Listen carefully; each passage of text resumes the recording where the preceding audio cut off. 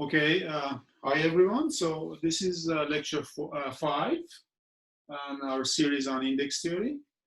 So let's recall what we did last lecture. So we defined a differential operator.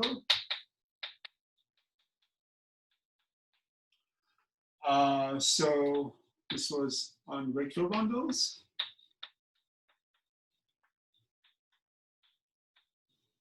So you remember we fixed two vector bundles, E and F, over some base manifold M. And so a differential operator was a C-linear operator P from C infinity of E to C infinity of F. So that's my notation for sections of, smooth sections of bundle E, smooth sections of bundle F.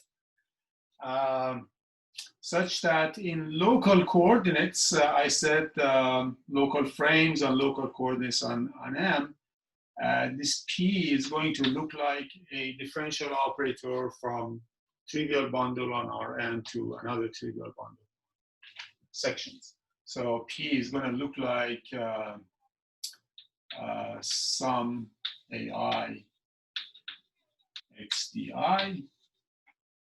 absolute value of I less than or equal to some n. Okay, so this is partial differential operators, and these are endomorphism valued functions, matrix valued functions on. Okay, so that's what we have over there. Now the symbol of this operator, or rather principal symbol,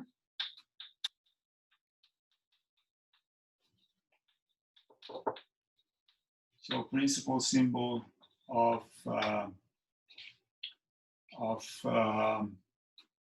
P. So our notation for principal symbol, you remember, was sigma P of X and C.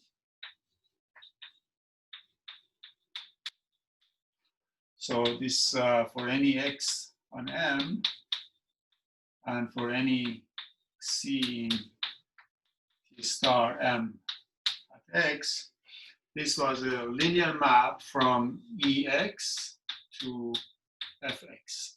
So EX is the fiber of E over X, and FX is the fiber of F over X. And it was defined like this, sigma P X C. We just took the leading part, the top part of this, sigma AI X di, absolute value of I equal to N. Okay? So, and it's important to realize that this definition is invariant under change of coordinates. So there is some calculation you have to do, and so there is some work to be done here. So I just say like this. So C is very important for that to be invariant, to be an element of the cotangent bundle, not tangent bundle or something. Okay, so that's the principal symbol. And I just take P to be this notation for the operator, not for principal. So I just change my point of view a little bit, my notation. But still same notation, but I mean P to be this operator P. Okay, so that's good. And then we said that an operator is P is elliptic.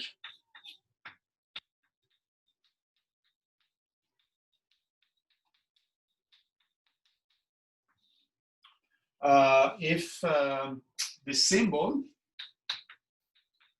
for any X on M and for any C are different from 0, we have sigma P X and C to be invertible.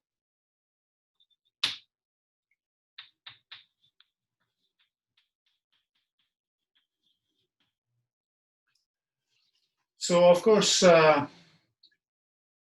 for this to be elliptic, the fiber dimensions of E and F have to be the same because there is an invertible linear map between them, right?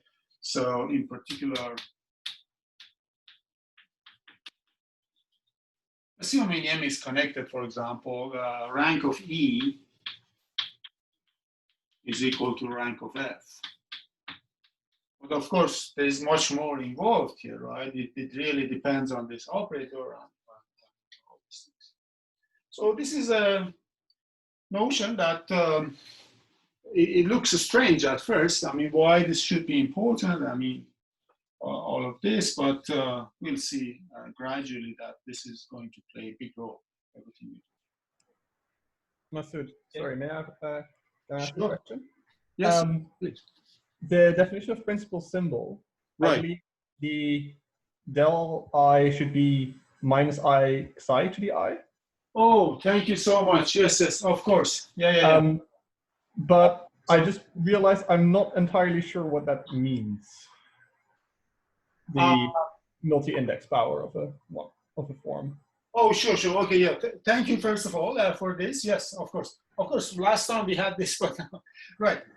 So what it means is the following. I said that you have, so I kind of went too fast maybe here. Also, last time I went too fast. But what is really involved is this. You fix a local coordinate on M, and also you fix frames for E and F. So you have to do three choices. A choice of local coordinates on M, and choice of a frame for E, frame for F.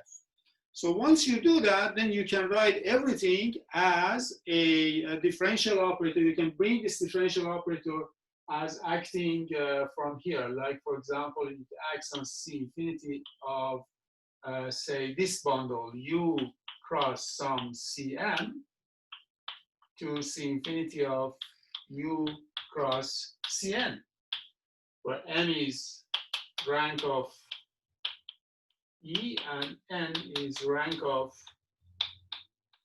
F, right?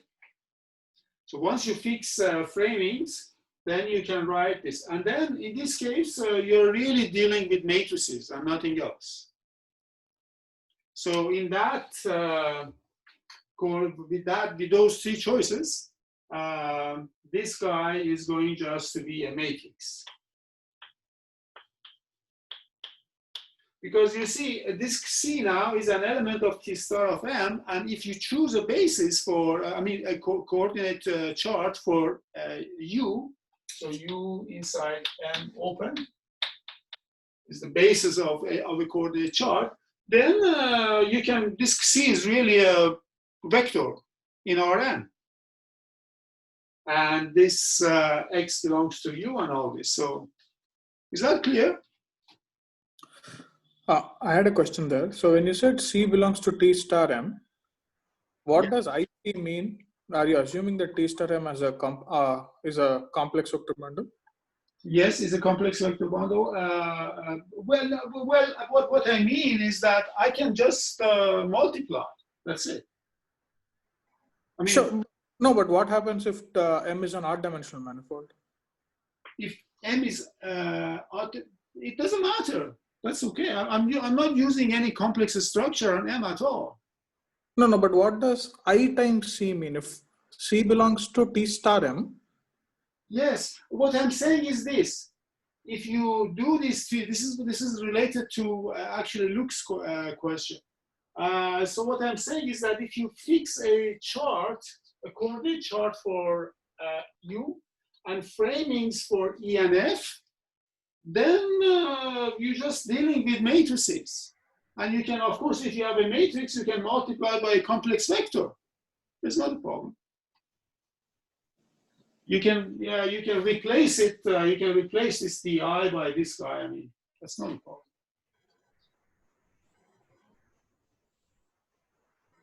So the essence of the thing is that this guy is actually independent of choices that we are making. I'm sorry, so being a differential operator, first of all, is independent, and also being elliptic is also independent of choices that we are making. I'm just not sure what because we're taking a one form to the power of a multi-index. I'm not sure What is a one form? Or sorry, not a one form, a cotangent vector. Once you fix a basis, look, if you fix a coordinate chart, this gives you a basis for TMX and a basis for T star MX. And then in that basis, Xi is just equal to Xi DXI. It's just a vector, a pool vector in Rn, for example. Yeah, so I guess what I'm not sure about is what's a vector. What Xi to the I means? Yes. Oh, sorry. I thought this was, yeah. So Xi I means Xi1 I1, Xi2 I2, Cn. Sorry, this maybe I'm going too fast. Cn In, where I is equal to I1, I2, In is a multi-index. So that's exactly our convention for Di. So anytime you raise this C to power I, you're getting a homogeneous polynomial, a monomial of total degree absolute value of I, and we are raising to pi. Okay, yeah. Is that clear? Yes. Thanks. Very good, very good. Thank you. Thank you for asking questions, because I really don't know how much I should emphasize what parts or what should. And yeah. Okay, very good. So this was an important question. Thanks. So any other questions or comments? Pranav, are you happy with the situation with Xi?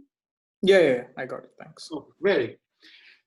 Okay, so this we have. Now let's look at some examples. We had some examples last time, so now let's look at some more examples. So I guess I can erase this part.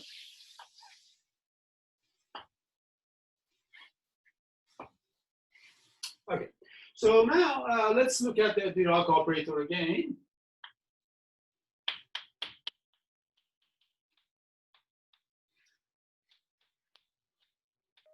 And its symbol.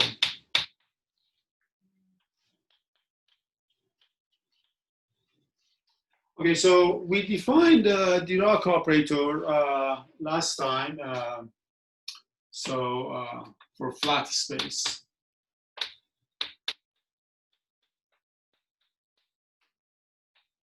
So remember, D was I gamma mu d mu.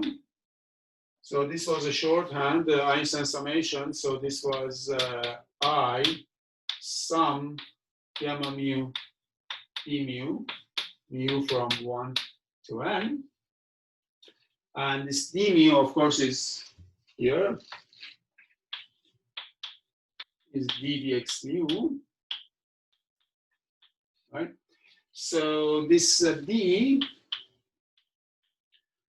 goes from C infinity of Rn and Cn to itself.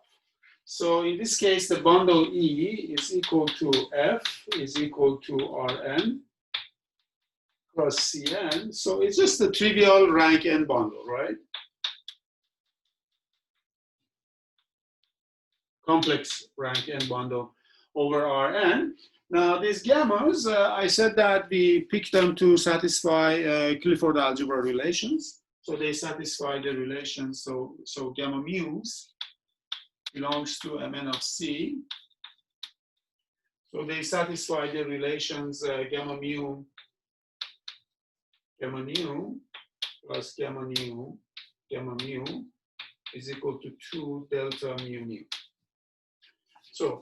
So the setting is like this. Assume that you have chosen, or you're given, or you're able to choose matrices, n by n matrices, n of them that satisfy these Clifford relations. So let me just say this is Clifford algebra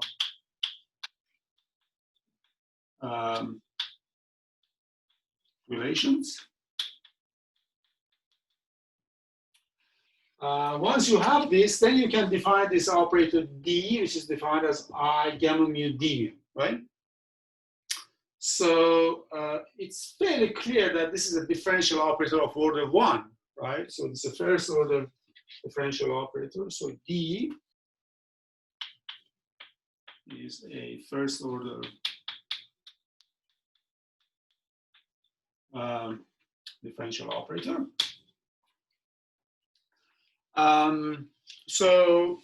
Let's compute its symbol.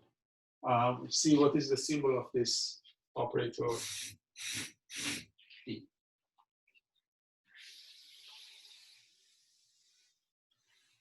This is the Dirac operator. So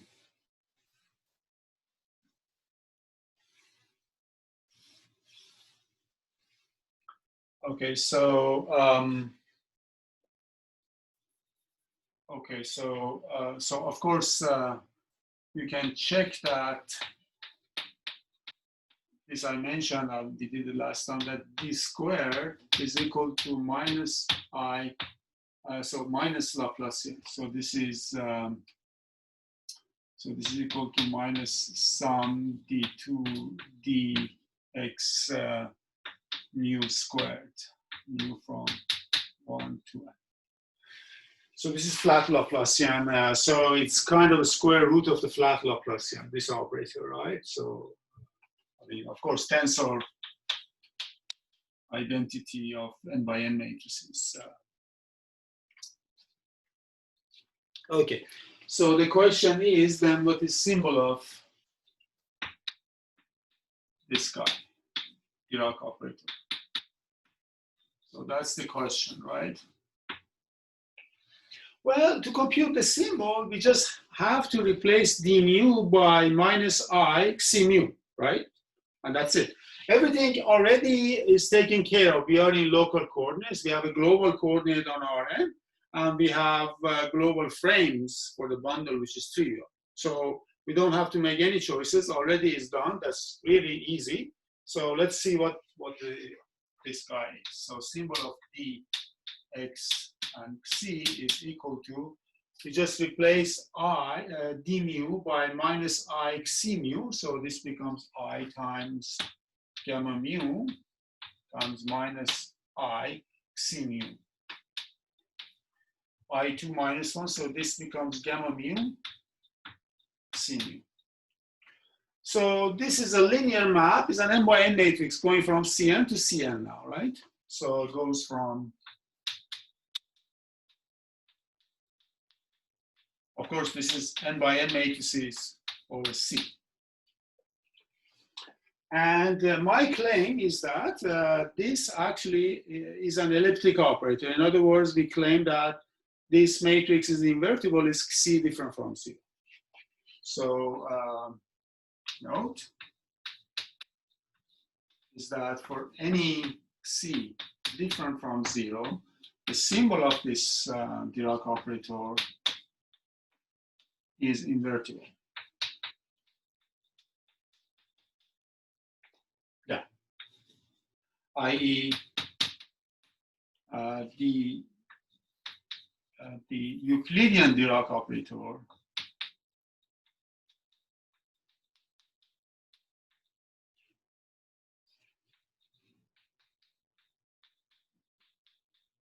is elliptic.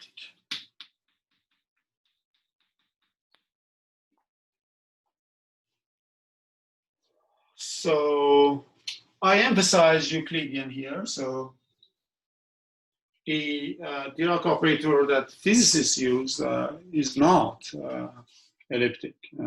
The Dirac operator, as was done by Dirac himself, for example, is not elliptic. This one is elliptic. So we'll discuss that a little later. But but why is that the case? Well, you can just write an inverse for this matrix. So proof. Masood, one silly question. Yes. So gamma mu, zeta mu is a vector in Cn, right? Gamma mu, zeta mu. Sorry, what is that symbol? Gamma mu is a matrix. Yeah, gamma mu is a matrix. Gamma mu, zeta mu is a vector, right? No, zeta mu is just a number, is a coordinate of a vector. So this is a matrix, so it's a sum of matrices. So this is a matrix. Sum of matrix. Right?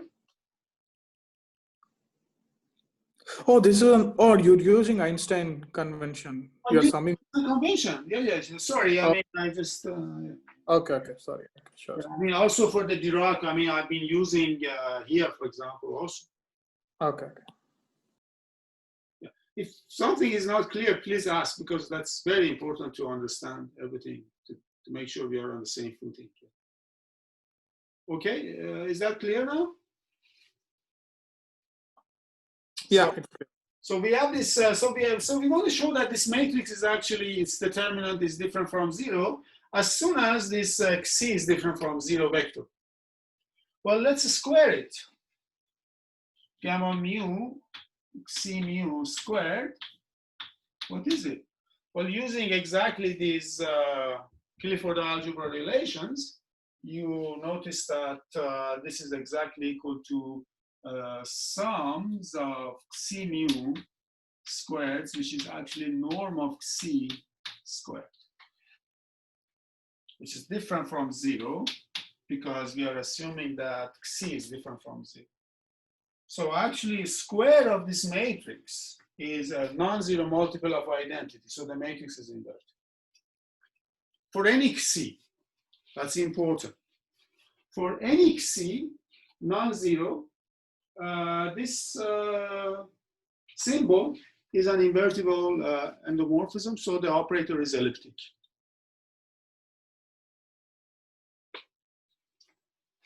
Okay? So this checks that the Dirac operator in this case is indeed elliptic.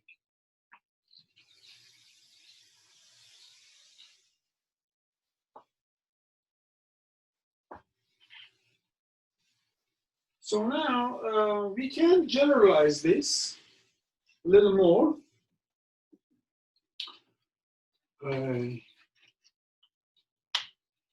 More general, I would say, Dirac operator. So it's going to be like this. So let's say D this time to be gamma mu, nabla mu, which is again, by definition, this is sum gamma mu, nabla mu, mu from 1 to n. Now, what is this nabla mu? So we have changed the d mu to nabla mu, which is just d mu plus I a mu. So what are these a mu's? So this a mu from Rn to endomorphisms of Cn. These are the matrix valued smooth functions, right? U equal to 1n. These are matrix valued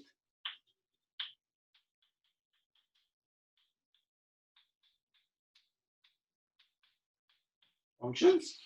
And of course, this D, so let's call it dA. So this dA now, of course, goes from C infinity, again, like before, goes from C infinity of Rn and Cn to itself. Now, when you look at it, so this dA is, again, we write it, is gamma mu, d mu. So sorry, I should put I here. I should put I here, plus I a mu. Now, this is still a differential operator because what we have done, and it's first order, we have just added a zero order part. So the way that this a mu acts, if you have a column vector here in Cn, you just multiply by this matrix. So we have added a zero order part to this first order part. And this guy is also elliptic because the symbol is the same. So symbol of dA is equal to symbol of D. So this, of course, implies that dA is also elliptic for any A. So that's a more realistic Dirac operator where we have added a term. So this term is called a vector potential or a connection. We'll see this in a more general kind of geometric form later on, but it's good to see it also in purely computational form first. So that's why I wrote this. Now, a good exercise here is this. I want you to compute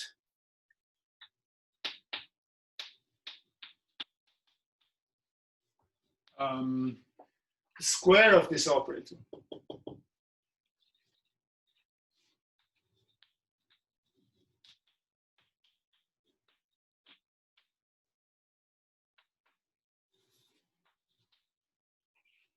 You see, we computed d squared, right? This turns out to be minus Laplacian. So the question is, what is the square of this? Can you derive a nice formula for the square in terms of Laplacian and this A? So this A equal to a mu, but usually we can also think of it as a one form. It's a matrix valued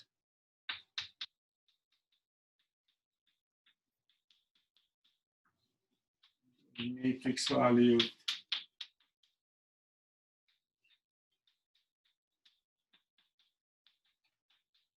I mean, to define the operator like this, you don't have to think of it as a matrix valued one form, but you can, and that has some advantages and puts it in more geometric context, as we'll see later.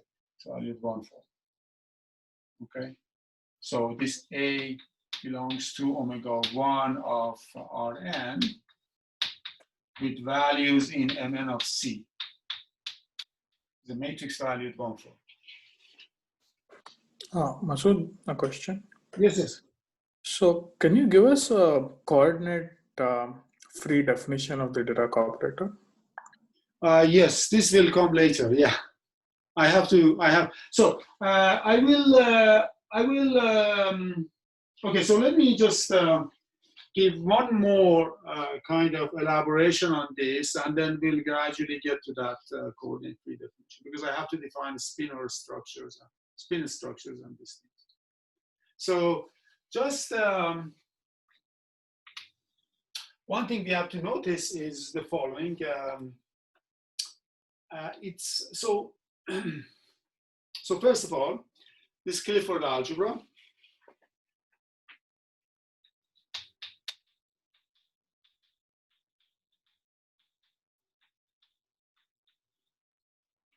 So this is actually, I should say, complex Clifford algebra or complexified Clifford algebra. So complex Clifford algebra. So my notation is CLN. So this is a unitone associative algebra over C over complex numbers generated by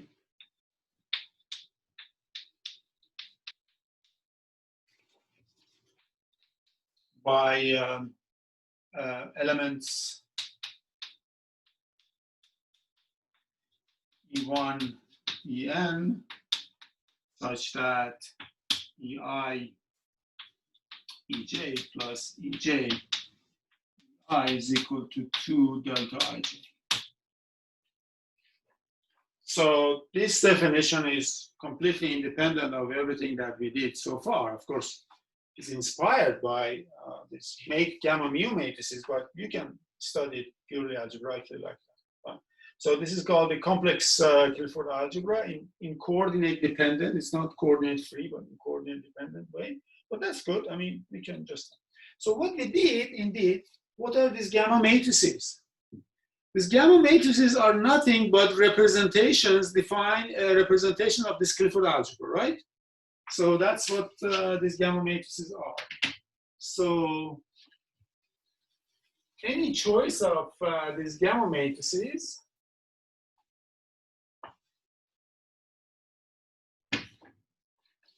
so note that any choice of gamma matrices, gamma mu's as before, defines a representation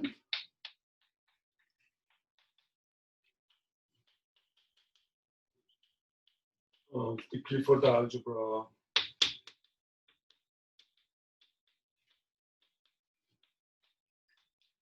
CLN. Right, so I'm saying you get a map really pi from CLN to endomorphism of Cn.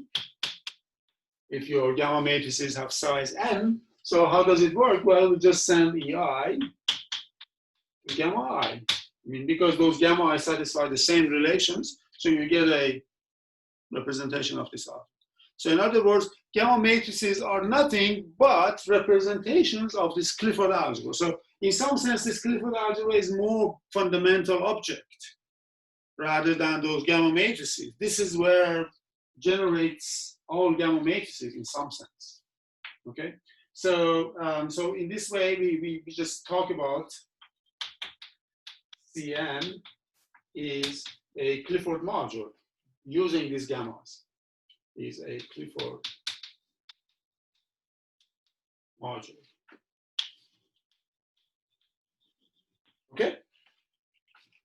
So you can, your point of view about this Dirac operators can be that, okay, anytime you have a Clifford module, you have a Dirac operator, right? So that's the first step. So Clifford modules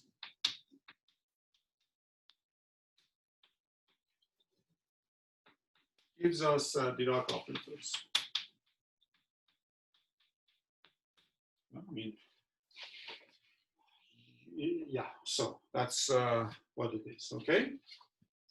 So, and there is nothing unique about this because as we'll see, you can have many Clifford modules, although they're reducible ones, there's only one or two reducible Clifford modules depending on parity of n. But this we'll see soon, but you can construct many Clifford modules, and then you construct many, many Dirac operators by the recipe that we wrote. Right? So that's one thing to remember. And the second thing I want to emphasize is it's good to know a little bit about at least the structure of this Clifford algebra, right? So there are a couple of things you can immediately notice about Clifford algebra. Maybe I'll just write it and then we go back to that later on.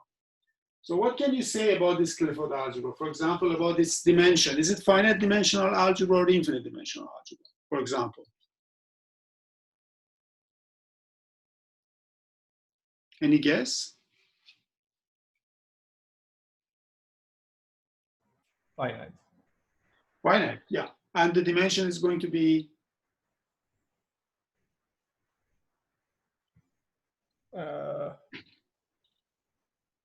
Oh, I should know this. Well, it's spanned by E1 through En and products. Yes, exactly. So I should be able to count that. Yeah. It's what? It's n plus n times n minus 1? Well, I mean, you have to take all products, but if you fit in one order, so it's like Grassmann algebra in terms of dimension. In terms of dimension. So let me write it down. So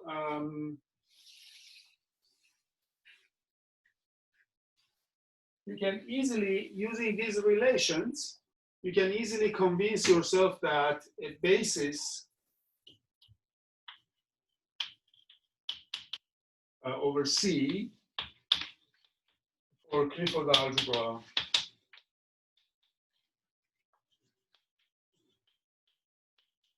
is the following monomials, EIs. I is a multi-index, I1 less than I2 less than IP, and P equal to 0, 1 up to N. So EI, really EI1, EI2, EIP. So in other words, we are saying any element of the Clifford algebra, you can uniquely write it as any element X, you can uniquely write it as some, say C I1 IP, E I1 IP. Okay? So this is fairly obvious, at least intuitive, because using these relations, you can always reduce EI to powers 2 and 3 to 1 and EI. Also, you can use this relation for I different from J to write everything in this order, in this increasing order. So then you get a basis, over C for this. So then it follows that, of course, its dimension is going to be 2 to the n.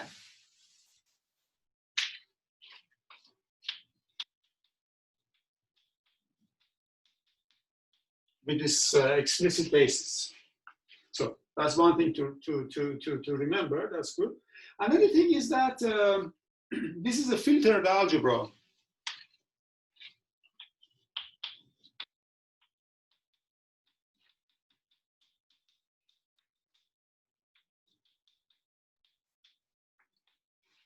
So there is an increasing filtration on this algebra. So I just say Fp of, so let Fp be sums of all elements whose degree is at most P in this basis. So sums of, say, Ci, Ei, but degree of I less than equal to P. Okay? So then what you have is that, of course, so we have F1 inside F2, inside F3, inside Fn, which is Cliff itself.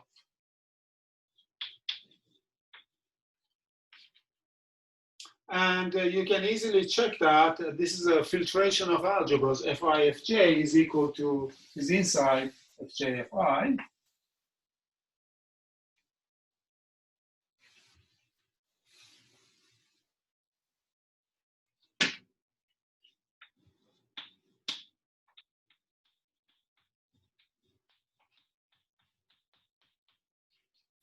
So this is a condition that you need in order to say that you have a filtration for your algebra.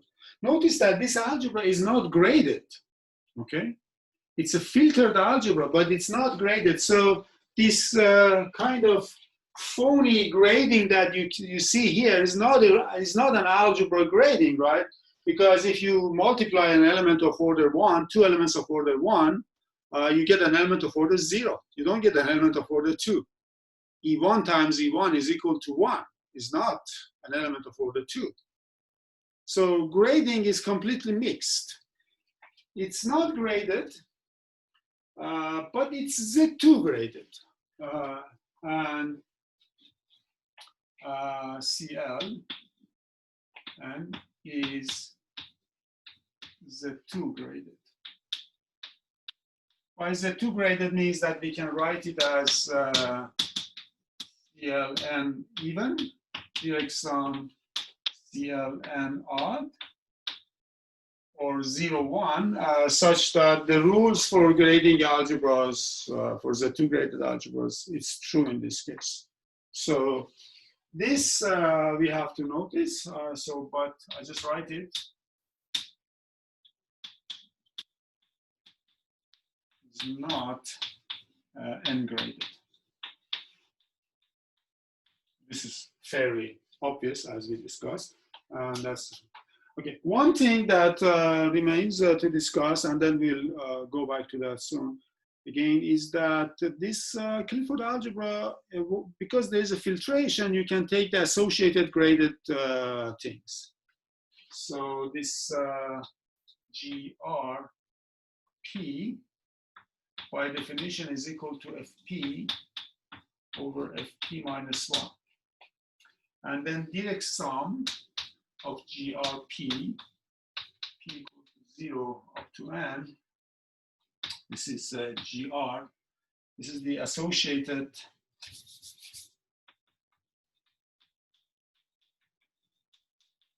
graded algebra of this Clifford algebra with respect to this filtration.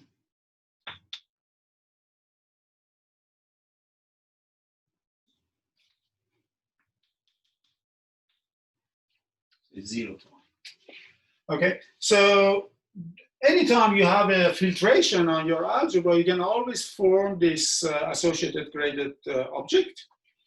And in this case, it's just this. So the question is, do we know what algebra is this algebra now? Can we identify this algebra?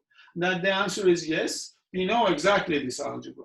This algebra is just a Grassmann algebra. So, which is, you see in differential forms, for example, you see in combinatorics and all these things. Grassmann algebra in physics also. So here is a nice exercise. I mean, you can easily convince yourself this is true, but this is a very important exercise actually. This GR equal to Dirac sum GRP from 0 up to n is isomorphic to the Grassmann algebra on generators, say C1, Cn. So here the relations are Ci, Cj plus Cj, Ci is equal to actually 0 for all ij. So now remember the relations for Clifford algebra was this: Ei Ej plus Ej Ei is equal to 2 delta Ij, right? So for Cliff was this, but for Grassmann is this, right? And you can see that if you look kind of a little better, you may be able to put an h, a parameter h here, and then you can say that as h goes to 0, this algebra is approaching actually this algebra. But we are not, I'm not using that point of view right now, but it's what is behind this algebraic calculation. Anytime you have an associated, anytime you have a filtered algebra, you look at the associated graded algebra, you can think of that associated graded algebra as the kind of semi-classical limit of your non-commutative, original non-commutative algebra. You see, this is highly non-commutative, the Clifford algebra. This guy is super commutative, is commutative up to multiplication by -1, right? It's a two-graded commutative algebra, but this one is not. But anytime you go into this kind of quotient business and then you take grading. So this is, I don't emphasize it that much right now, but I just say that it's good to do this exercise and think about it. Also, just a question there. Can you explain again why you said it's not ungraded? Oh, why Cliff is not ungraded? Yeah. Yeah, I mean, so for example, if you want to declare, if you want to declare EI to be degree 1, for example, you have to declare them to be degree 1. If you declare them to be degree 1, then EI times EI is equal to 1, it's degree 0. So this violates the rules for grading, because grading means that G1 times G1, it should be inside G2. But here's in G1. Okay. So this cannot be. Mhm. I mean, at least you can see that the kind of natural grading you're inclined to put on Cliff is not really a grading of algebras. It's a grading as a vector space. So another way to think about it is that Cliff actually is isomorphic to this Grassmann N as vector spaces, right?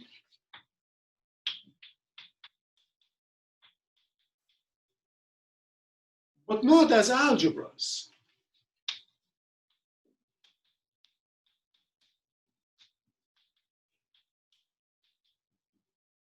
Right? Because both have dimension 2 to the n, so they are isomorphic as vector spaces. And in fact, the isomorphism sends EI to XCI, the linear isomorphism. But that linear isomorphism violates the algebra rules. Because, for example, here XCI squared gives a linear isomorphism from CLN to wedge n. But here EI squared is equal to 1. This does not go to Ci squared, which is 0. Once you multiply here, you're going to get 0. Right? So you're not going to get 1 because. Okay, so again, one way to think about Clifford algebra is that it's really a deformation of Grassmann algebra. It's a quantization of Grassmann algebra. Okay, so that's something to keep in mind. So let me write it down here, maybe.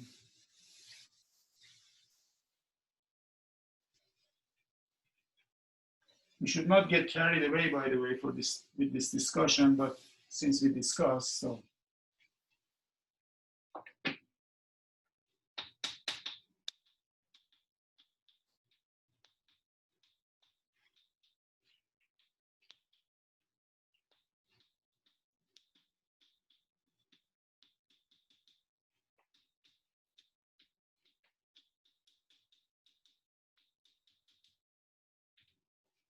Quantization is the two-graded sense of Grassmann algebra.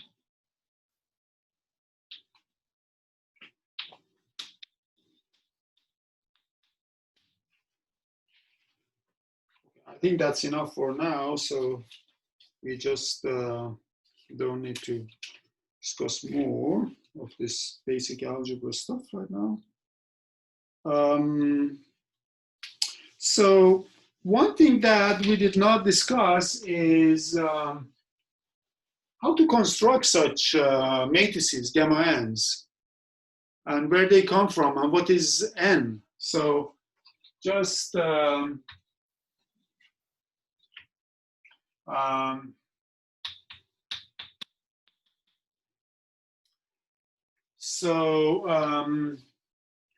so what we want to do, so I'm now going to write down the 3 matrices that satisfy the relations for those gamma matrices. Okay, so so this is a very bad notation, but for just temporarily, gamma 1, let gamma 1 be equal to sigma x, also sigma 1, it's 0, 1, 1, 0.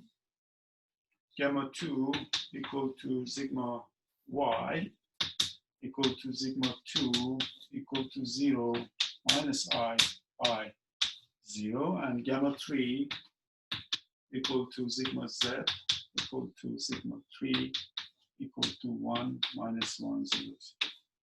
So as you remember, recall, these are Pauli spin matrices, right? So these are Pauli spin matrices.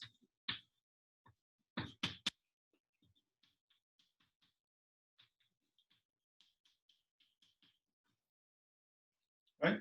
So we've got these Pauli spin matrices. So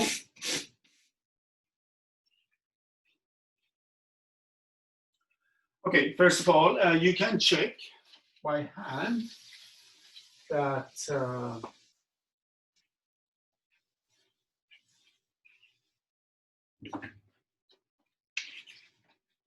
gamma mu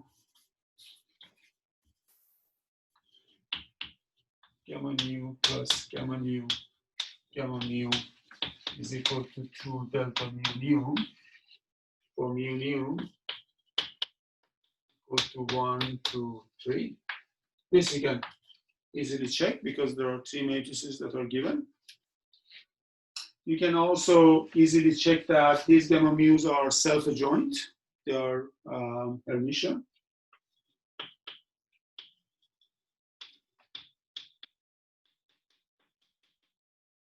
So gamma mu star is equal to gamma mu. And you can also check that they are involutions. Gamma mu squared is 1.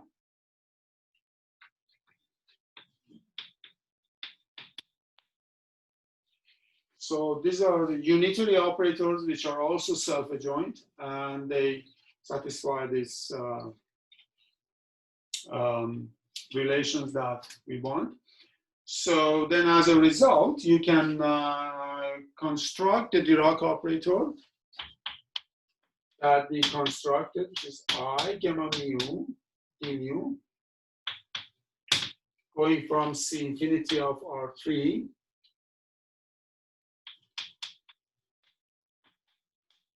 and C2 to itself. So you get this matrix. Okay.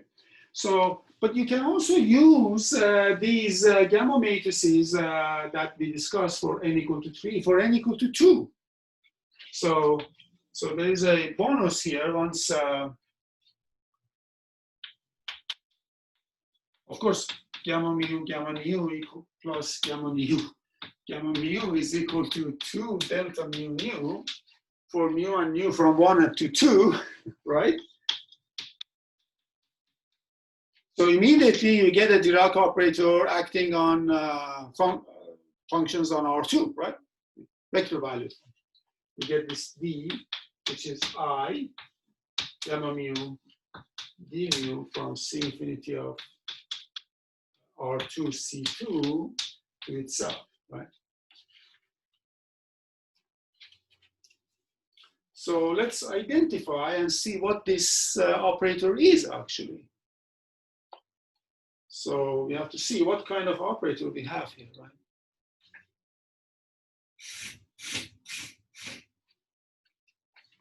Okay, it's here, right? I had a question there. Yes.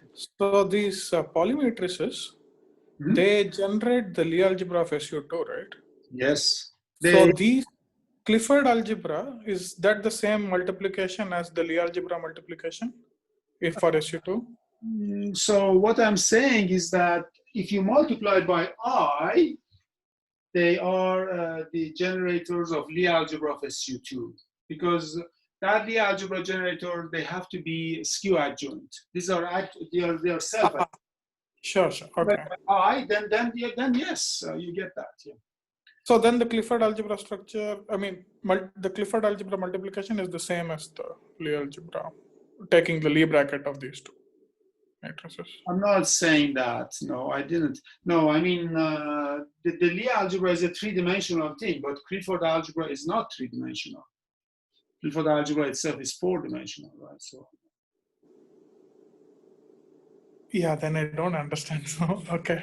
No, I mean, just we have to understand what is here. That's all. I mean, if you want to relate it to other things, fine. But well, in that case, we have to be a bit careful, right? So that's. No. So when you say the Clifford algebra generated by these three, what exactly do you mean? You mean you take all possible? Oh, I didn't say Clifford algebra generated by these three. I said the n-dimensional Clifford algebra is an abstract concept. This is a representation of that Clifford algebra. You see, to define CLN, I didn't use any matrices. No. I just defined it by generators and relations, right? It's very important to have that in mind. I didn't use any matrices to define CLN. It's just pure algebra. anytime you make choices for these gamma matrices, then you get a representation of CLM, which is Clifford module, right? Mm-hmm. No, I'll think about it. I'm still a bit confused. Okay. Yeah, no, that's Yeah. questions are absolutely welcome, and it's very good to discuss. Absolutely, I'm very happy with questions, of course. So they really show what we have to emphasize and understand better. Okay. So, but let's do this calculation in this case. This gamma mu d mu, in this case, see what kind of operator we get, right? Okay. So,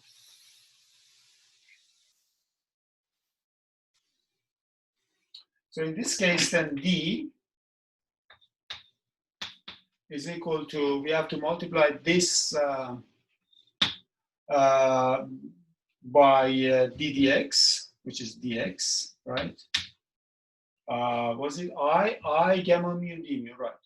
Plus I times dy, and this becomes what? So we have to add them, right?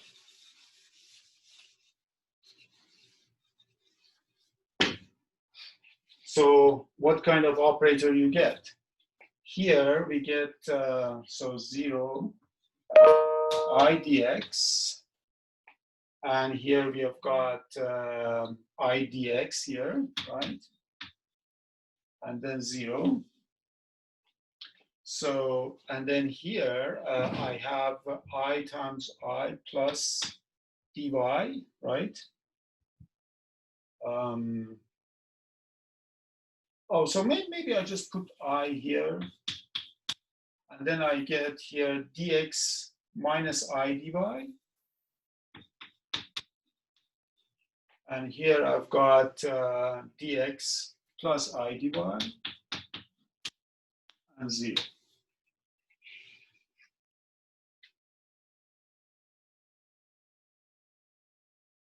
So, okay, so what is this operator now? Remember the del bar operator we discussed a little bit last time?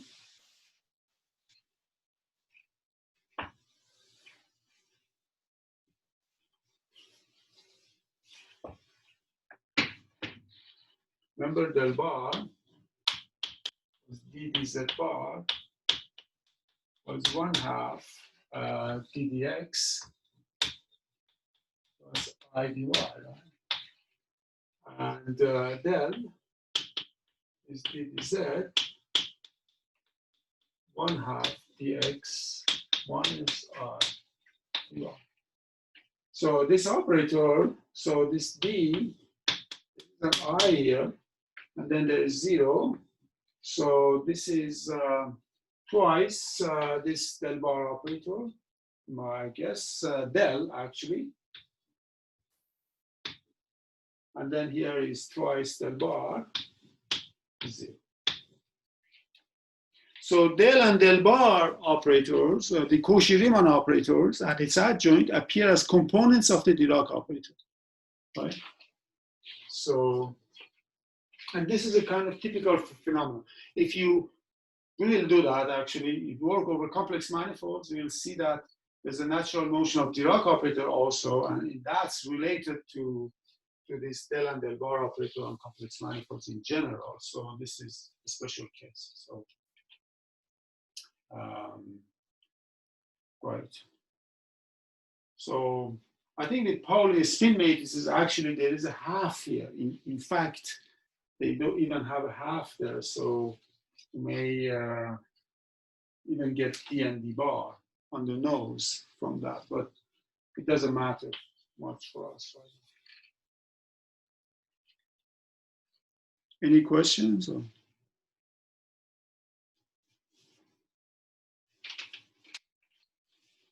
Okay, so what we, what we should take away from all these discussions that we had so far is that the symbol of the Dirac operator is Clifford multiplication. That's we should take off from. The lesson so far, we did some calculations, but basically the symbol of Dirac operator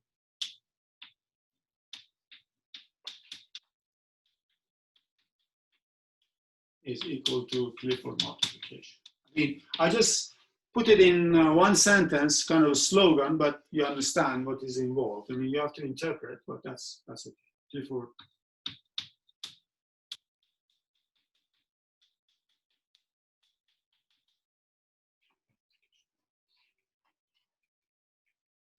So let me check the time.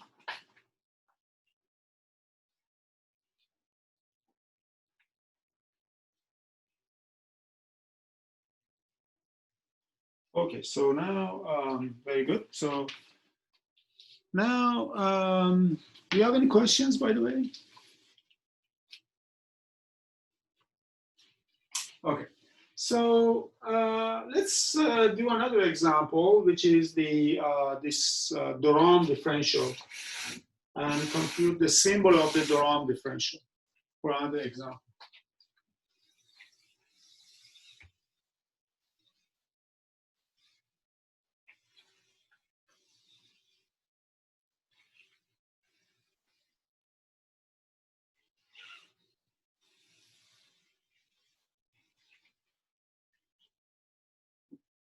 So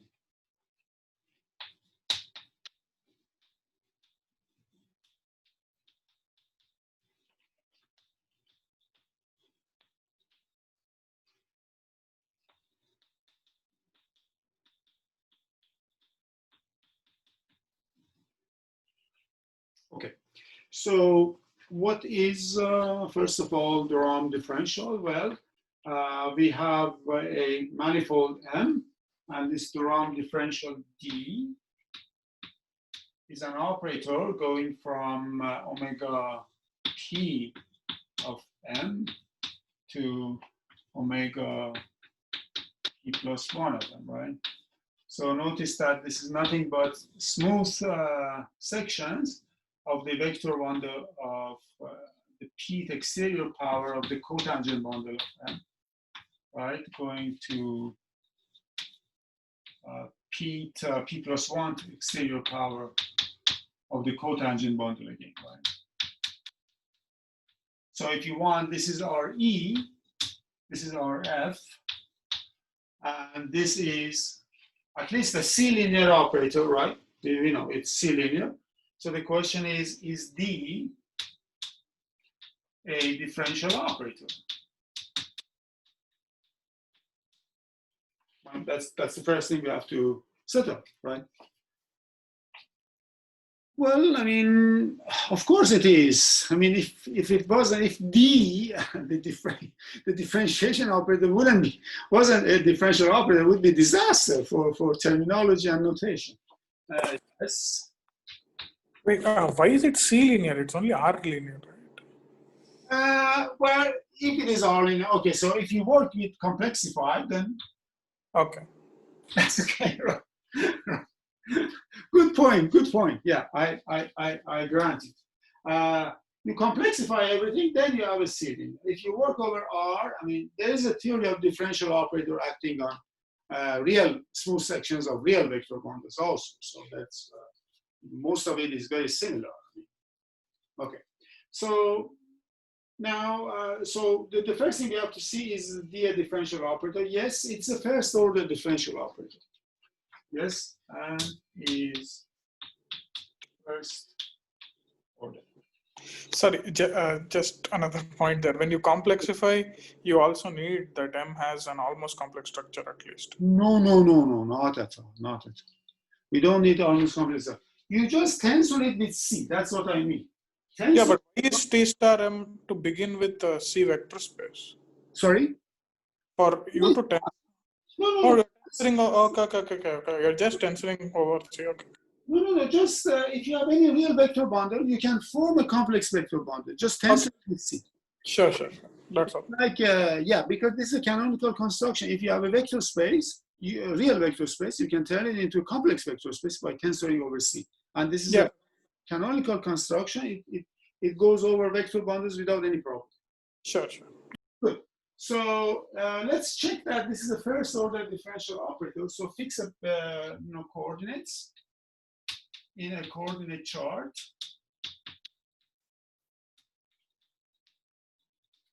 then you get this d dxi,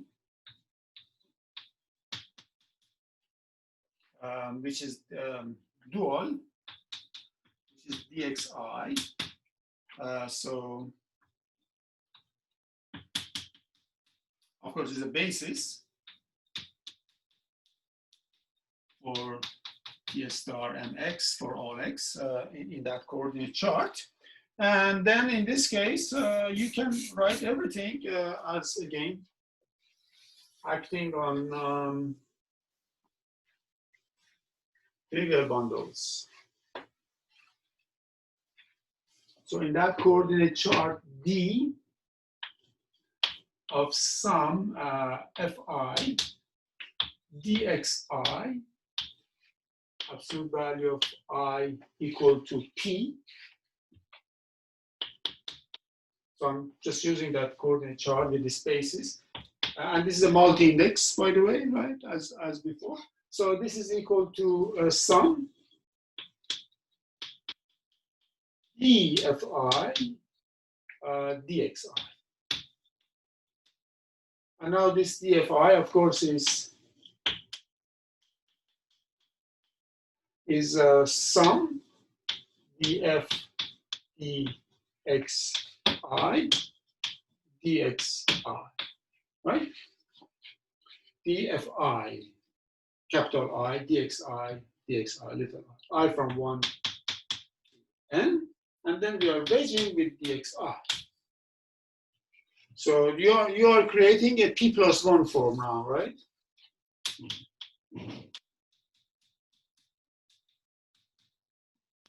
So then, of course, this is a differential operator because we have my section given in terms of in the spaces in this form. And when you apply your operator, you are just differentiating. You're not doing anything else. So this is a differential operator. So now the question is, what is the symbol of this differential operator? So symbol of D x and c is equal to what? Now notice that c, of course, belongs to T star mx, is x, right? So you can write it as ci dxi, so summation. I'm using Einstein summation convention most of the time. So this is this one, right? Okay, so but it's a kind of lucky situation because this C is of the same form as this fiber directions. So fiber is not something alien. It's also exterior powers of the covectors. That's now, and the whole point is here. We are going to replace this dxi by ixi, right? Because we are going to replace this by ixi, and then the rest is so let me just write it down.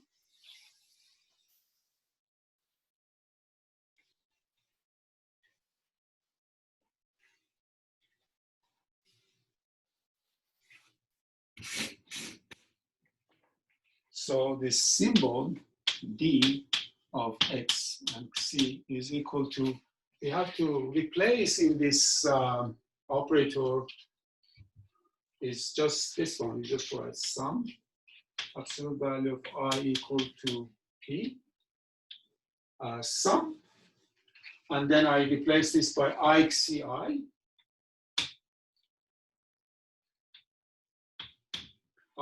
That's kind of unfortunate, so let me put root -1 for this I, and ci is this, right? It's an unfortunate situation. So root -1, ci, and then I've got here dxi, wedge is dxi. And these coordinates, of course, I mean,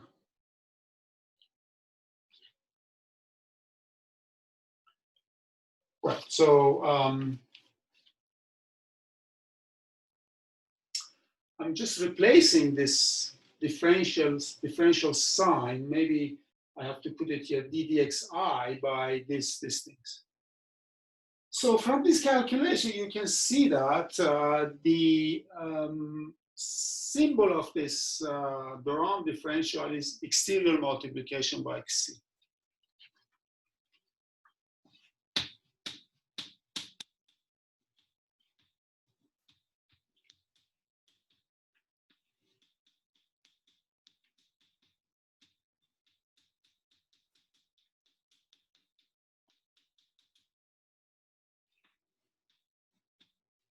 So in other words, what we are doing here really, I mean, okay, so this symbol D x and c now goes from wedge p star mx to wedge p plus 1 t star mx, right? And all it does sends omega, which is just a multivector in this exterior algebra. It sends it to C wedge omega. That's what we are doing. Well, there is an I issue, so I have to be careful about I because okay, so replace it by I. So well, it's IXC. Okay. Sorry.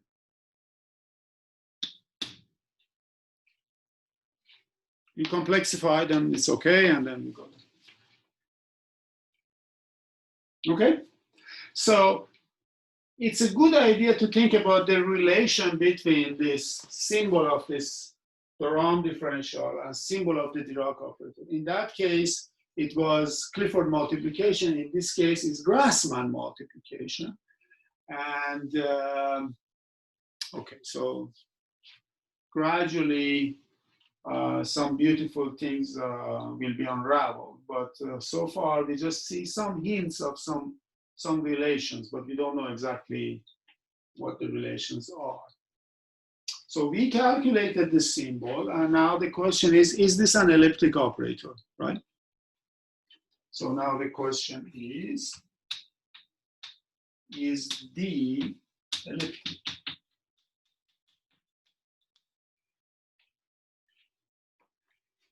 Of course, when I say D, I mean D from some fixed wedge P to wedge P plus 1, for example. Is this an elliptic operator or not? Is it?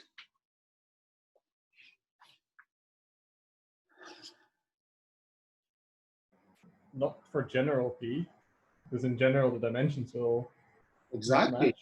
Exactly. The dimension of this fiber is going to be n choose P, and dimension of the target fiber is n choose P plus 1. And they are different. And you can also see it another way because there is this wedge multiplication by this xc. You see xc, wedge xc is 0 because xc is a covector. If you wedge it with itself, it's going to be 0. So it certainly has a kernel. I mean, you can't say it's injective, never injective. Anyhow, so either by this dimension count or whatever you're saying, it's this is not elliptic. So no.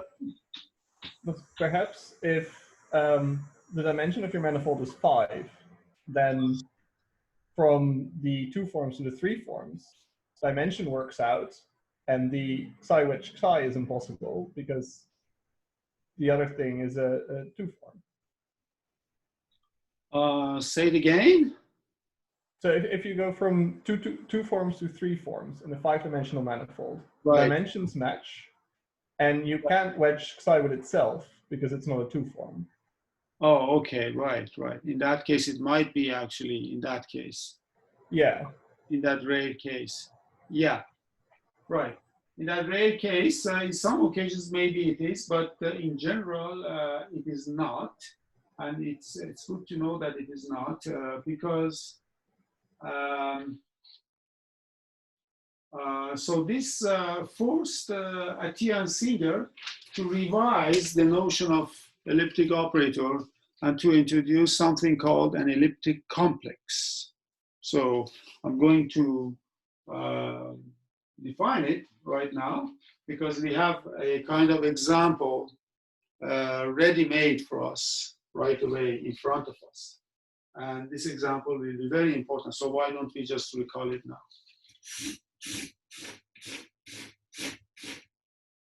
Okay, so any other questions or comments? Okay, so let's look at this definition of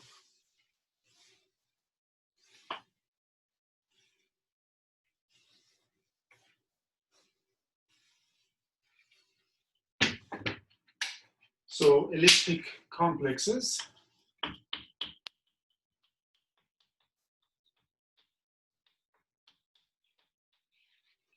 Okay, so the setting is like this. You fix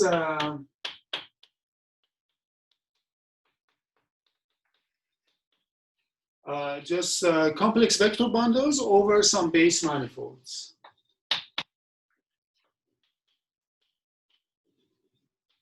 Over some manifold F. Then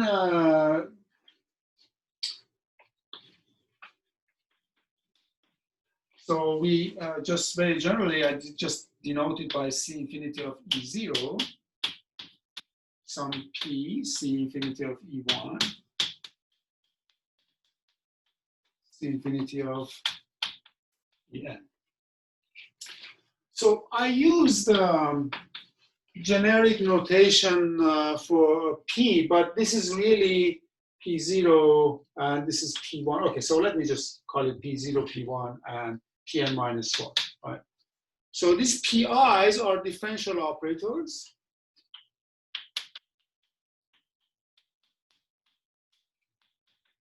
This we know what it means.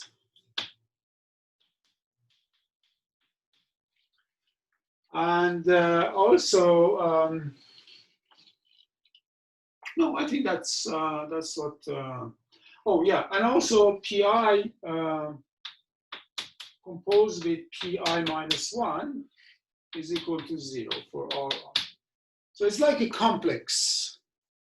So it's a huge complex because these are smooth sections of vector bundles over M. And okay, now this complex is called elliptic.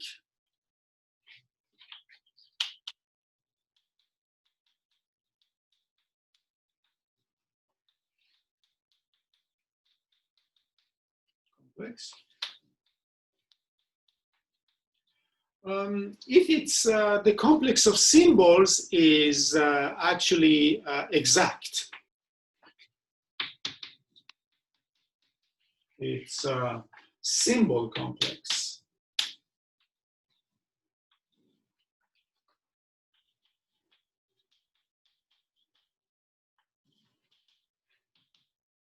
Is exact in the following sense.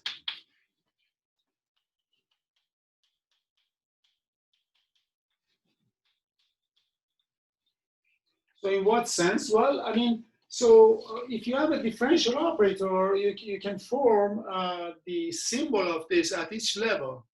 So we are going to form symbols at all levels now. Okay, so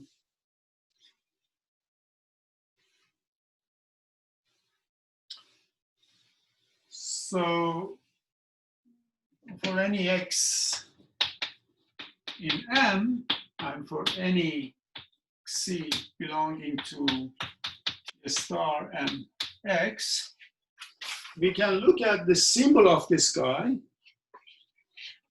from E0 x. Let's call this symbol to E1 x.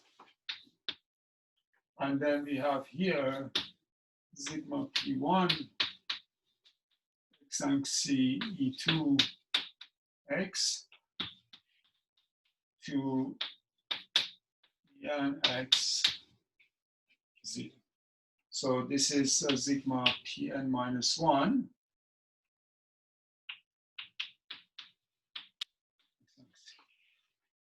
So this is a complex of finite dimensional vector spaces, right? And we are saying that for any C different from 0, this is an exact complex.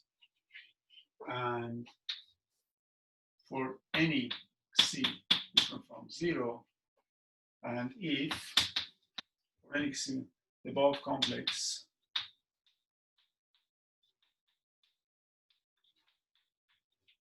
is exact,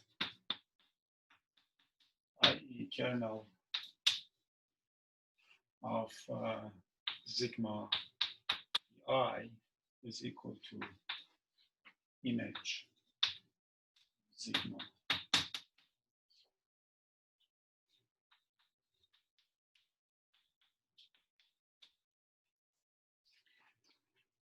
So notice that if n is equal to 1, then this is just the notion of elliptic operator, right? So note, for n equal to 1, there is nothing to check about p squared be 0 because you go to 0, you come from 0, so square everything is 0. So it's just for n equal to 1, we get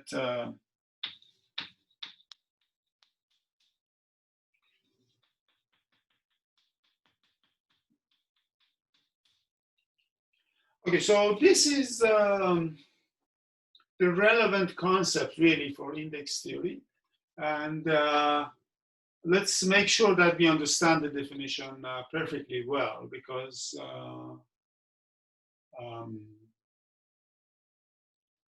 yeah, it's important. Okay, one thing is why this is a complex, first of all. I mean, here we have the composition of these two operators is 0. And here we are saying the composition of symbols are equal to 0. So this follows from the relation between symbol of the product and product of the symbols. This follows from that. That's important to realize that. Okay, so then you have a complex. Of course, it's a complex of finite dimensional vector spaces. That's fine. And now we have this assumption that we are assuming that this is exact. In that case, we say that we have an elliptic complex. Okay. So that's now the kind of basic elliptic complex is what we just erased. I just erased, namely the Rham complex is an elliptic complex. So the Rham differential is not elliptic, but the Rham complex is an elliptic complex. So let me write it down, but this is not, it needs a proof, okay? So let me write it here.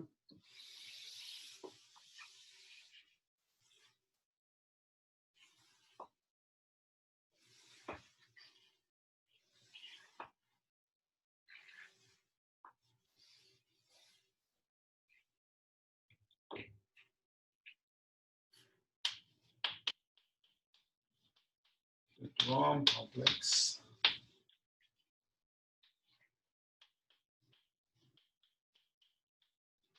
is an elliptic complex.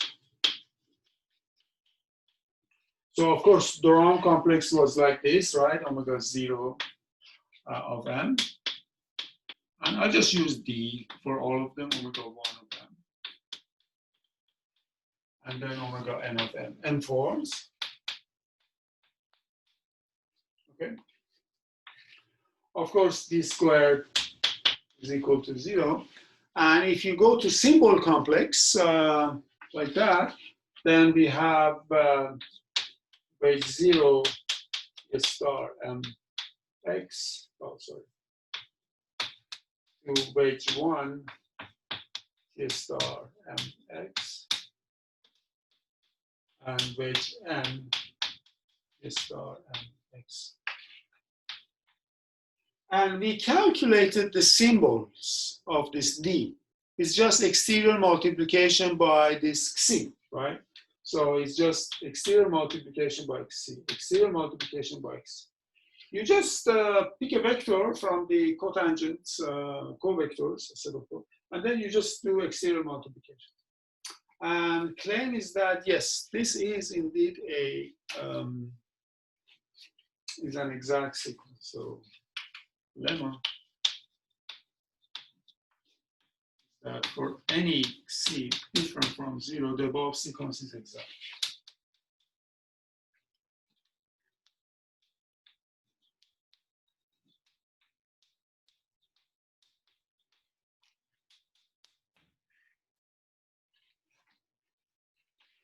I want you to think about this actually a little bit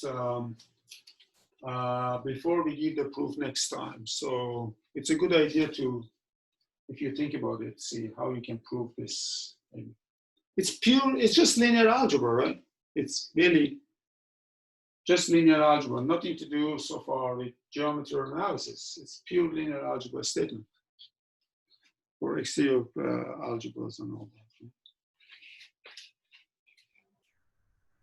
I have a question. Yeah. Maybe this is clear if you've worked with complexes more often, but when should there be zeros at the start and the end? Oh, when there should be zeros? So, yeah, because this time you wrote a 0 at the end of the Oh, Rham complex, but last time you didn't. Oh yeah, that's right. It's always 0 at the beginning and end. Yeah. Okay. Okay. Yeah, it's always a good idea. It means that yeah, we consider, yeah, exactly. That's a good question, right? So yeah, I mean here also because yeah, but because when you take cohomology in dimension 0, you want to divide by image of something.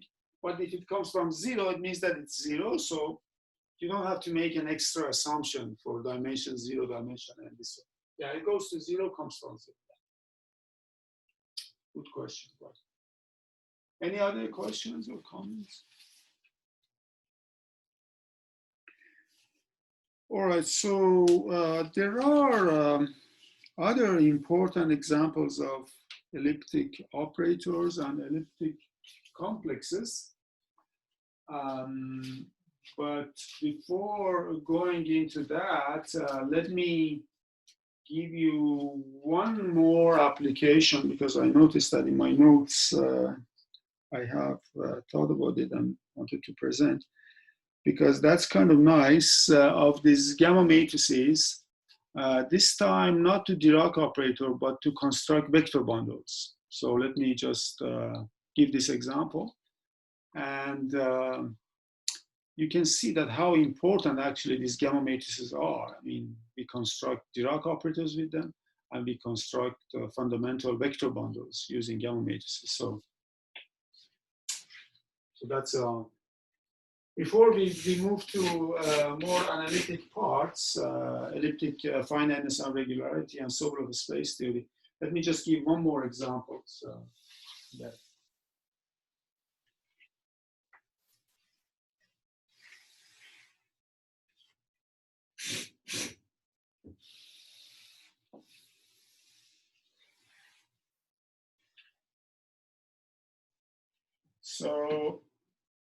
here we can just say from gamma matrices to vector bundles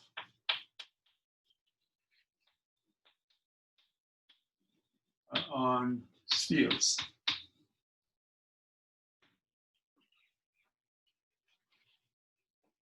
Okay, so imagine you have these gamma matrices, gamma 1, gamma n, for example, right?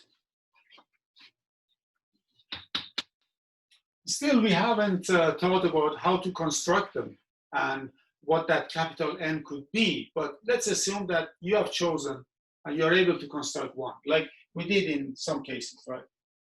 Fix gamma 1, gamma n, belonging n of C. Gamma mu plus, so such that gamma mu plus gamma mu equal to 2 delta mu. Okay. then you can construct the following map. Let F from actually Rn to Mn of C. With this map, F of X equal to sigma, well, gamma mu x mu, right? Mu from 1 to n. So this x is, of course, as coordinates x1, xn. So you get a matrix valued function on Rn. This. Now, if you restrict your function to the sphere, right? So what I'm saying is that let's compute the square of this guy. I mean, square as a square of a matrix. So again, we have done this calculation several times. This is just nothing but equal to norm of x squared times identity, right? By a matrix. So if you are over the sphere,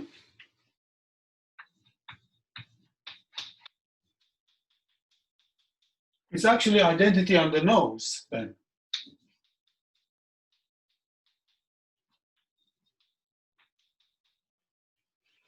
So a square of the sky is identity. So once you have a matrix whose square is identity, you can easily construct a projection or actually idempotent at least. So let E be equal to 1 plus F over 2. Now, when you have a relation like this between matrices, F squared equal to 1 if and only if P squared equal to P.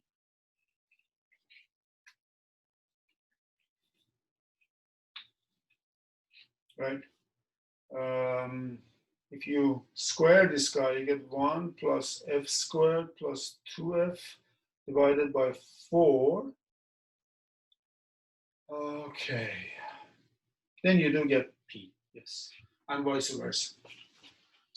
So this gives you a kind of relation between idempotents and this sort of operators like symmetry operators.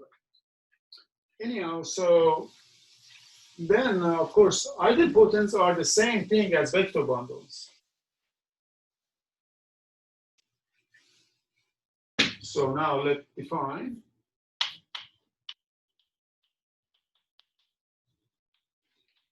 a vector bundle, I mean complex vector bundle over Sn minus 1 by E equal to the set of all X and C belonging to Sn minus 1 cross Cn such that if you apply P to X to C, you're going to get C. It's a kind of tautological construction, right? So you just cut down the, so here is Sn minus 1, and you have this trivial fiber bundle over of rank n over Sn minus 1. And at each point, you have this idempotent. So you just cut down the range of this idempotent point to point. So as you move, you get different things. No? So this way you get a vector bundle. So now,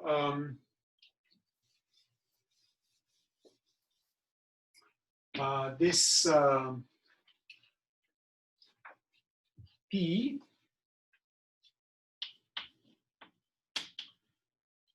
so E, I'm saying, is a vector bundle. So proof. All you have to show, if you have families of vector spaces parameterized by your space, in a situation like this, if you can show that the rank of these things don't change, then you are guaranteed that you have a vector bundle. So we have to show that rank of P is constant. So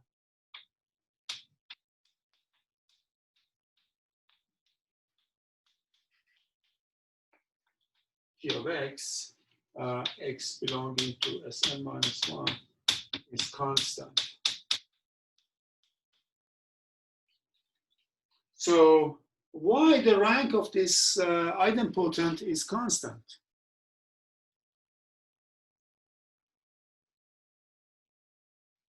You see, rank by itself is not a continuous function, right? So something interesting going on here. If you have a continuous function of matrices, I mean, imagine we didn't know this is an idempotent. If P was just, or F was just a map from Rn to Mn, continuous, even smooth. If you take the rank of this guy, then you get a map from Rn to Z. This function need not be continuous because rank can have jumps. We had many instances of this in Fredholm operators and all, right? But something interesting is going on here. So what is going on here that enables us to say that, the rank is actually constant. So I have indeed a vector bundle. What is it?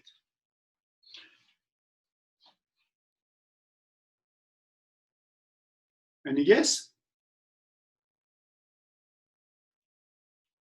Well, the reason is that because this is an idempotent, rank is equal to trace, right? For an idempotent, rank and trace are the same. Okay, so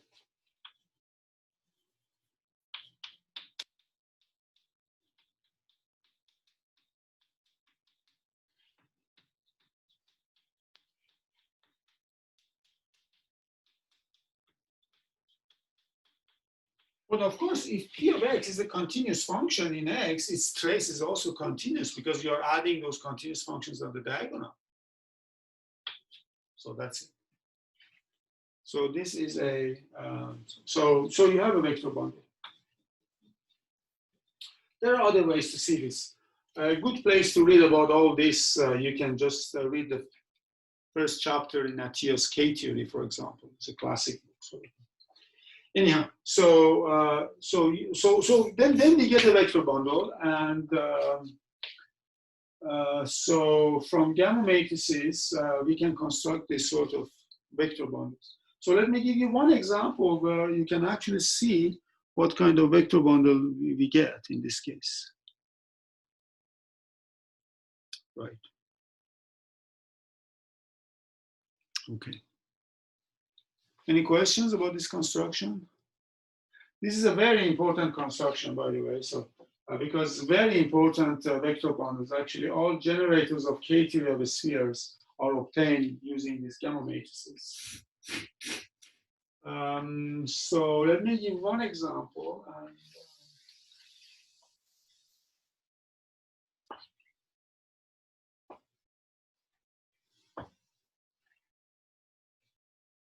So the example is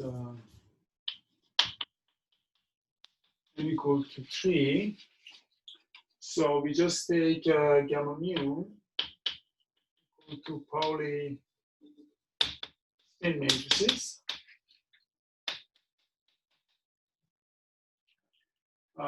Then you can construct this P.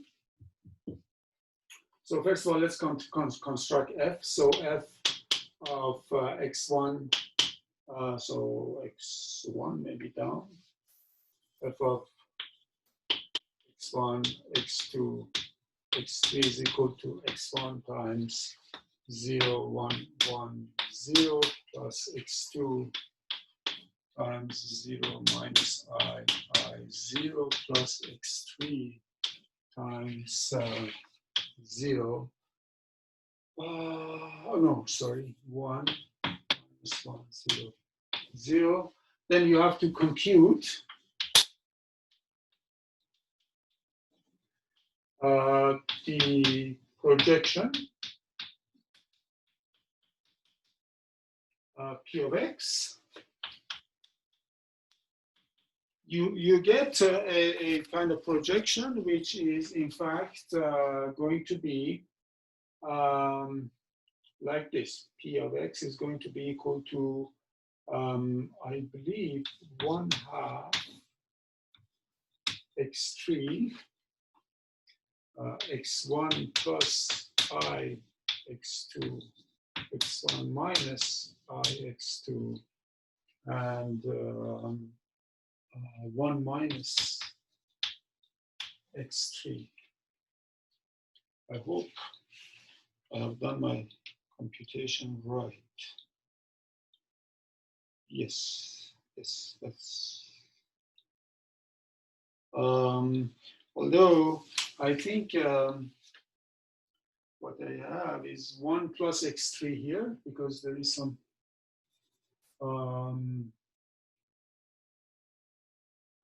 Yeah, because we added 1, so there's going to be 1 plus x3. So I should correct 1 plus x3 over 2, 1 minus x3 over 2.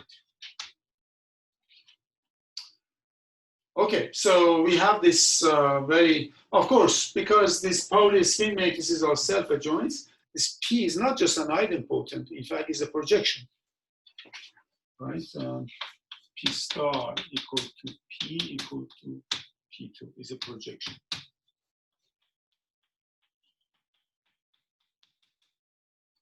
So can you tell me the rank of this vector bundle now that you get over S2?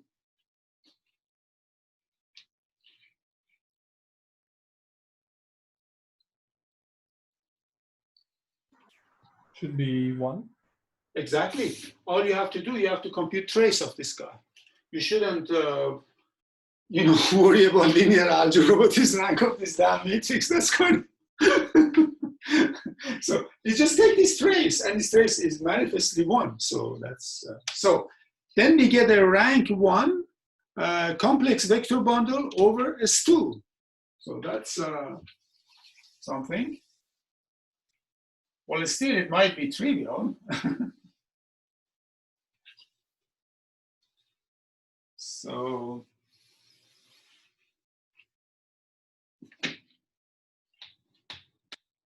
get a rank 1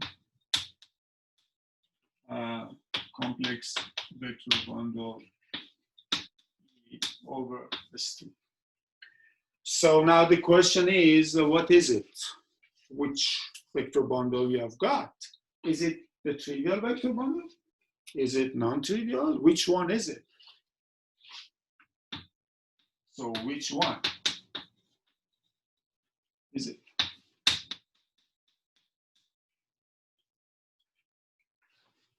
Okay. So that's the question. Now, do you have any idea? By any chance, maybe?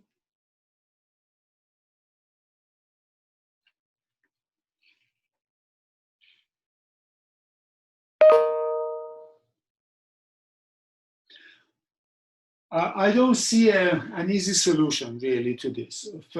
So first of all, we have to know all vector bundles, rank 1 vector bundles, line bundles over, complex line bundles over S2 up to isomorphism. We know that they are parameterized by Z or Z.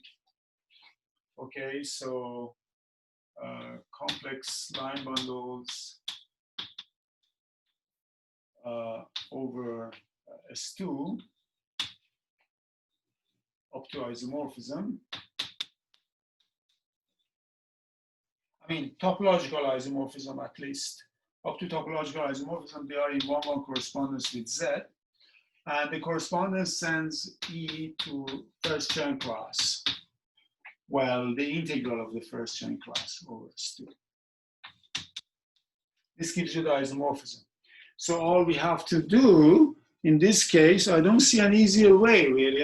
We have to compute still the Chern class of this, which is a 2-form, integrated over S2, and then see what kind of integer we're going to get.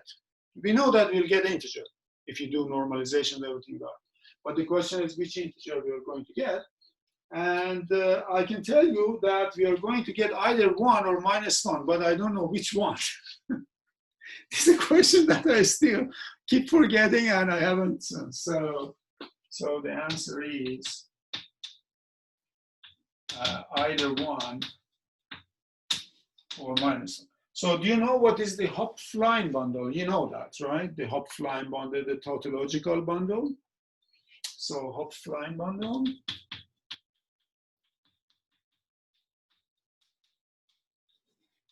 Is the tautological. I believe this is the tautological. Again, I'm not sure, is it minus or that one? One of these things, tautological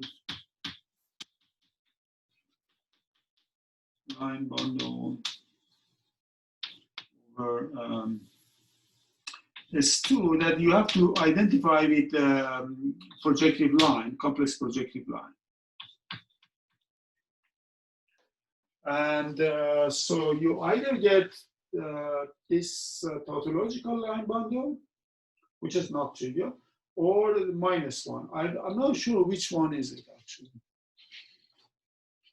And so this is a nice calculation we have to do later on. You need a little bit of theory about computing C1 of E, of course, using this. But the good thing about this approach is that you can just write down this differential form easily in this case and then compute it. So let me just tell you at least maybe how you can blindly compute this, and then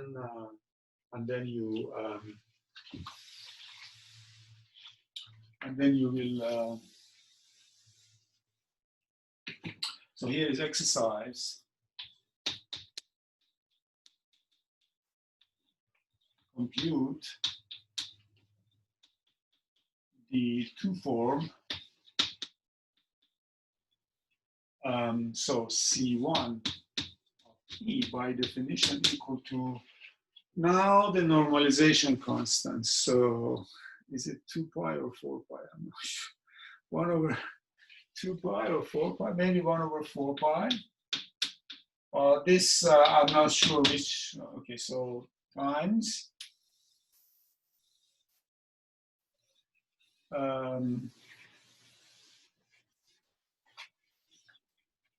trace of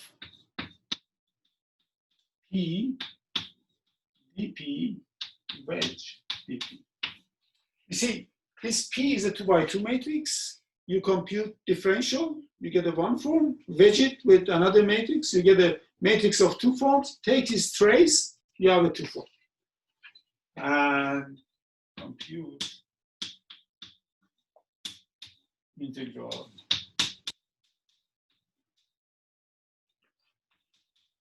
So what do you get?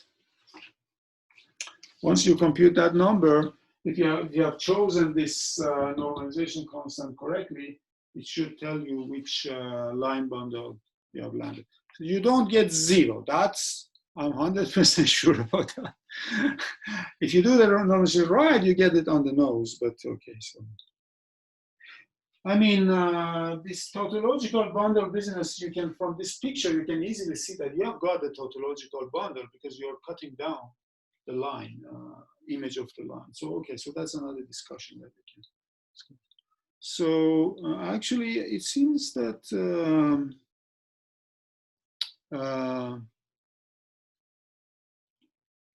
it's a good point to stop now because the next topic, as I can see it here, is going to be this Sobolev spaces, and we studied the analysis of elliptic PDEs because immediate goal is to prove regularity and finiteness theorems for elliptic PDEs over compact manifolds. So that needs just a bit of analysis, not too heavy, just some analysis, Sobolev space theory, Sobolov's lemma, Relic's lemma, guarding inequality, things like that. And also I will introduce the pseudo-differential operators, which are inverses of these differential operators in some pseudo-inverse in some sense. And they're going to be useful anyhow. So I think we can just postpone everything to next week then. So I'll be happy to answer your questions.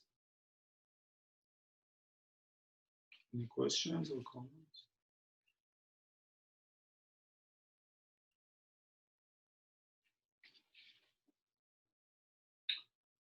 Okay, so if not, then let's say goodbye, and then I just turn off the thing. Bye, everyone.